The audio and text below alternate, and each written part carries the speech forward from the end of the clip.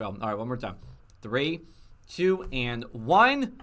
We are back for what could be our last snow search of the winter. It's meteorologist Joe Martucci here. I'm joined with my weather brother, Sean Sublette. Sean, winter is coming to a close.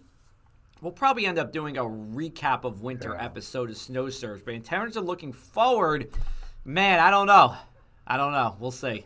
Yeah, I mean, there's just not a lot of signal out there for anything significant aside from a few small systems in upstate New York. Again, that's not unusual for the middle to latter part of March, but a lot of people down here south of the Mason-Dixon line really feel like they were cheated this winter. And it does not look like there's anything obvious out there to hang your proverbial hat on to get a late season snow. Right. I got my fork here. See if we can stick a fork in winter. We're gonna It's a see. it's a plastic fork though, man. You got to get yourself a real fork if you're Well, going to this stick your. this is actually par for the course because we're going to talk about what we do see later in March. And that's why it's only a Yes, plastic fork and not a metal fork. But good let's call. talk about what Snow Surge is. If you're joining us for the first time, we really appreciate it. We do this every Wednesday here during the winter season. We're looking at snow and cold for next week. In this case, it's the week of March the 10th. It's broad forecast for individual storms. We're not here to say how much snow is going to fall at your house, but we'll give you an idea of where we're looking for snow and cold as we go into, in this case, the week of March 10th. And we go from the middle Atlantic up to New York State itself here. So let's start off with how warm March has been so far. The further north you go, the more above average temperatures have been. In other words, it's kind of felt the same from Buffalo, New York down to North Carolina because we look at these temperature anomalies. Western New York, Western Pennsylvania, 15 to 20 degrees above the average for this time of the year. You go down towards Sean's neck of the woods in Richmond, they're somewhere between 5 to 10 degrees above average. And then it's not till you get to the Outer Banks of North Carolina and the southern half of North Carolina where it's just a few degrees above average. So the warmth is there, and it's especially been there the further north we go. Let's take a look at our indexes, our winter indices. We look at this every week, and we're looking at next week here. So we're looking at the North Atlantic Oscillation. It really is measuring a pressure difference, an air pressure difference out in the open Atlantic into Iceland and Greenland. But when you see the NAO going negative, you're talking about the higher chances for cold and snow.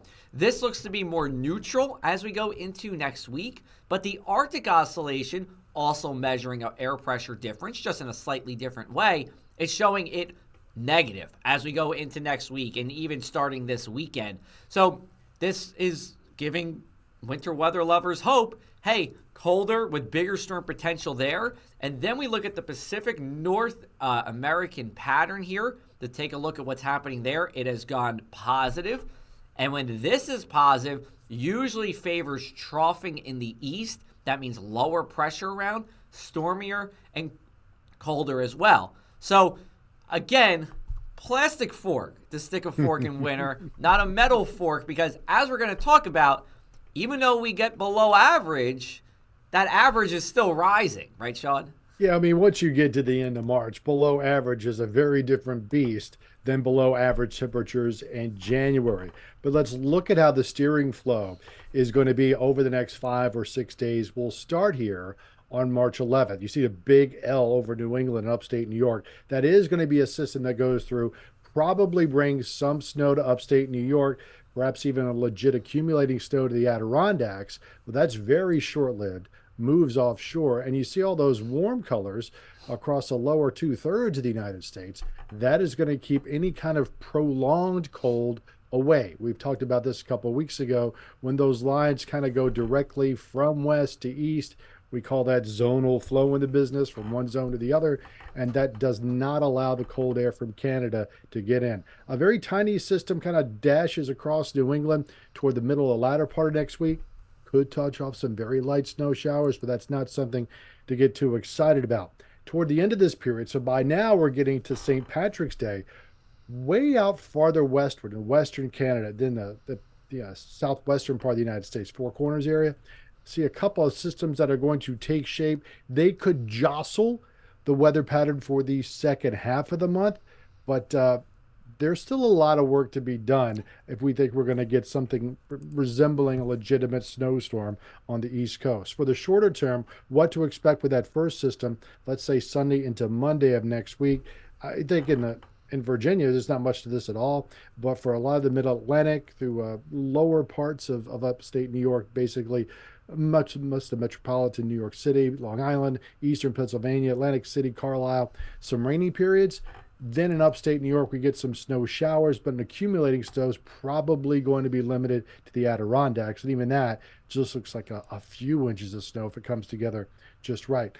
We talked about this, Joe, a couple weeks ago. This signal is still there, what we call the European weeklies. They still are pointing this idea that it's going to be colder than normal. The jet stream a little farther south, very late March, perhaps even in the early part of April. But again, colder than normal in March is not the same as colder than normal in January. Yeah, so take us on home and let it, we haven't 100% given up, but we've like 98% given up. I want to read a couple of numbers, yes, Sean. do that. I looked at the average temperatures for a few cities on March 26th. That's the last the last week of March. Buffalo, average high is 46, average low is 29. So, again, you still have to be a good amount, below average to get a storm during the day in terms of temperatures, snowstorm, and at night, that's still possible. And, of course, March is another month of winter in upstate New York.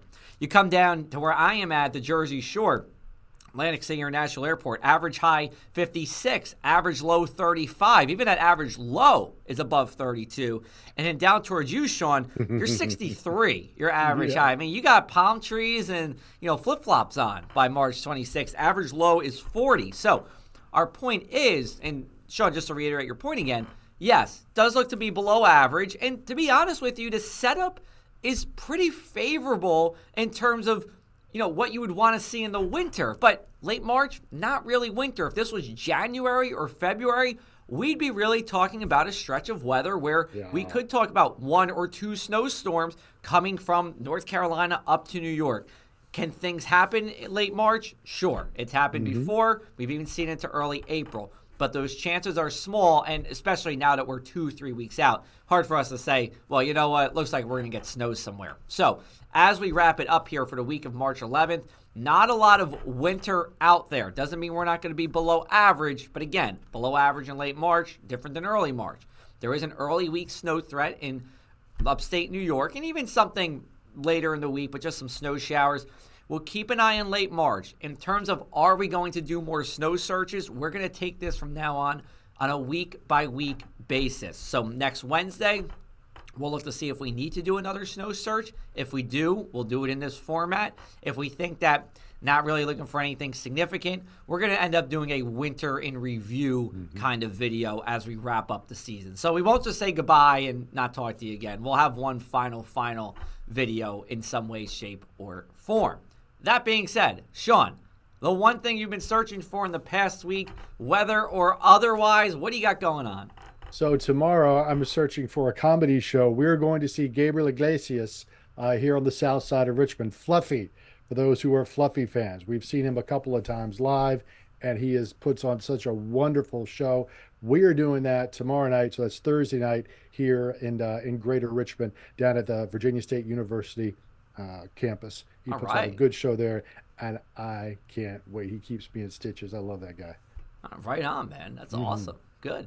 Well, I'm searching for tickets. So there's a local county college here that has a theater, and we got free tickets, my wife and I. Oh, nice. Yeah, and so we're trying to go see it's this worldwide touring Irish dancing performing group that go all over the world. They're going to be here at Ocean County College, but the seats are all not next to each other. There's like 6 seats left. So we have the free tickets, so I'm thinking about going there and knocking and just kind of maybe playing dumb and saying, hey, do you guys have any tickets together? Maybe they have something. I don't know. But Shawnee wants to go. She is 100% Irish. I am 0% Irish. So I guess it's 50-50 if you split it between us. But we're looking to see if we can get those 2 seats together, because if not, we're going to go to see The Breakers, which is a Tom Petty tribute band. Oh, cool. So, very cool. Tom Petty, being from Florida, didn't see much snow growing up. No, local Florida band, very popular rock and roller. Yeah, exactly. So that's what we have going on for Snow Search. Like we said, we'll be back with you next Wednesday, either with a winter recap or we're going to continue this on in the format we have. We thank you for watching, and we'll be back with you next week. Take care, everybody.